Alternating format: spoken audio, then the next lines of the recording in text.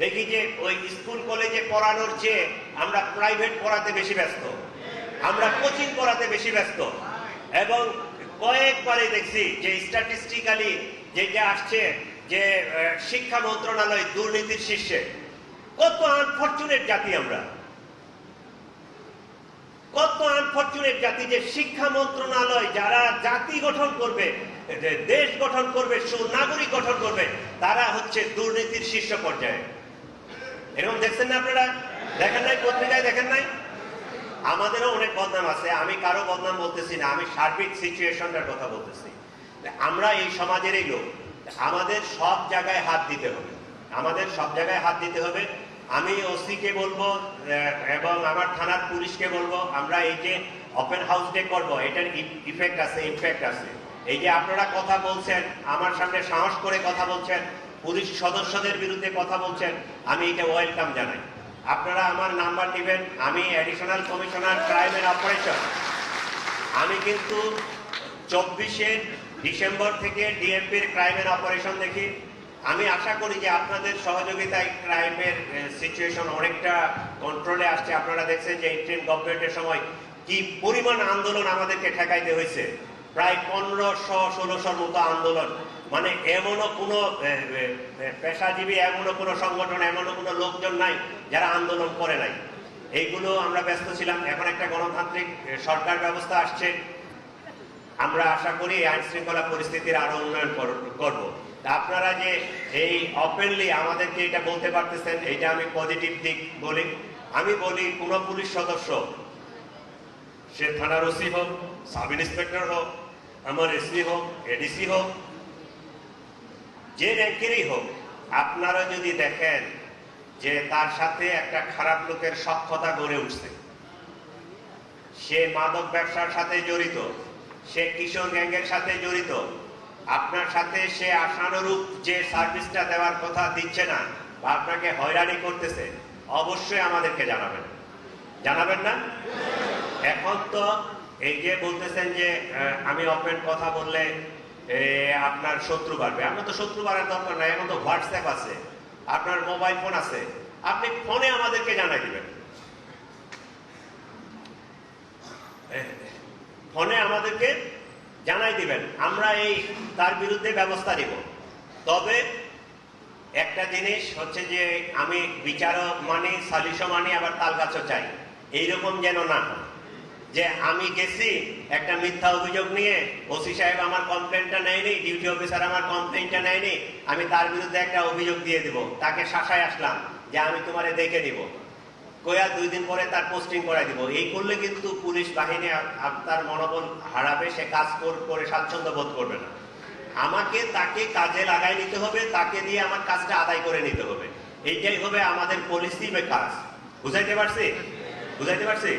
তাহলে এই কাজটা আমরা অবশ্যই করব। আমরা প্রত্যেক মহল্লায় ওসিকে নির্দেশ দিচ্ছি, হাসান বাসরি, আপনার নামটা কিন্তু অনেক সুন্দর, জানেন, বিখ্যাত একটা নাম। আমি আশা করব আপনি আপনার নামের মর্যাদা রক্ষা করবেন।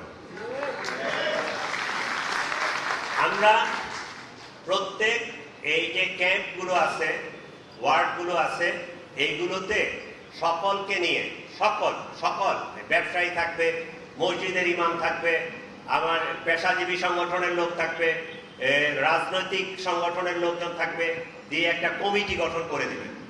এটা আইন শৃঙ্খলা রক্ষাকারী কমিটি, মাদক নির্মূল কমিটি বা বিট পুলিশিং, কমিউনিটি পুলিশিং, যেটাই নাম হোক না কেন, এই কমিটির সাথে আপনার থানার একজন সাব ইন্সপেক্টর, একজন এএসআই, একজন কনস্টেবল ট্যাগ করে দিবেন। ওই কমিটির সাথে ওই এলাকার, ওই মহল্লার কি সমস্যা, ওই অফিসারটা সে দায়িত্ব থাকবে। সে সবসময় ওই অফিসারটা ওই এলাকাটুকুর মধ্যে সে তার যে ডিউটি এইটা করবে। তাহলে সে সব ইয়াকে জানতে পারবে, বুঝতে পারবে এবং ইনফরমেশন গুলো নিবে। আমরা ওইভাবে কাজটা করব।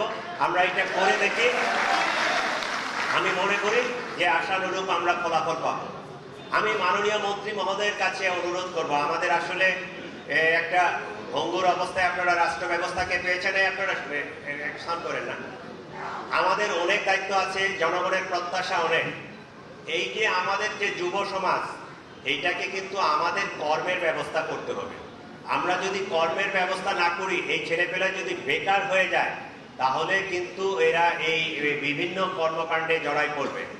আমি একটা কথা বলি, আমাদের এই যে বিদেশে ম্যান পাওয়ারের বেশ চাহিদা, আমাদের টেকনিক্যাল লোকজন, স্কিল লোকজন আমাকে তৈরি করতে হবে, বিদেশে পাঠাতে হবে। অলরেডি সরকার এটা ব্যবস্থা নিছে এবং নিবে। আমি পার্টিকুলারলি যদি এই মিরপুর এলাকার কথা বলি, এখানে আমি যখন ওই যে গাড়ি নিয়ে যাই, আমি মিরপুরেই থাকি, এই যে মিরপুর 14-তে, দেখি যে বিভিন্ন ঘরে ইয়াতে ওই যে শাড়ি, বিভিন্ন হাতের কাজ করে। এই জায়গাটায় আমার কিন্তু একটা ব্যাপক এক্সপ্লোর করার সম্ভাবনা আছে। আমরা যদি ঘরে ঘরে এরকম কুটির শিল্প টাইপের গড়ে দিতে পারি, এবং আমাদের দেশের বাহির থেকে যে এই কাপড়গুলো আসতেছে, শাড়ি টাড়ি বিভিন্ন ইয়াগুলো, এইগুলো যদি আমরা বন্ধ করতে পারি, দেশি শিল্পটাকে যদি প্রমোট করতে পারি, তাহলে কিন্তু আমার অনেক কর্মসংস্থান তৈরি হবে। এবং এই ইয়ং জনগণকে আমি যখন এই কিশোরটাকে কাজে লাগাইতে পারবো, তাকে একটা বৈধ আয়ের পথ করে দিতে পারবো, তারা কিন্তু অবৈধ পথে আগাবে না। এই জিনিসটা কিন্তু আমরা এখানে করতে পারি। এই জায়গায় এইটা কিন্তু মিরপুরে এই সুযোগটা আছে, এই সম্ভাবনাটা আছে, এটা আমরা কাজে লাগাতে পারি। আমাদের বাচ্চা কাচ্চাদেরকে শিক্ষিত করতে হবে, টেকনিক্যালি এখন কম্পিউটার জানাতে হবে।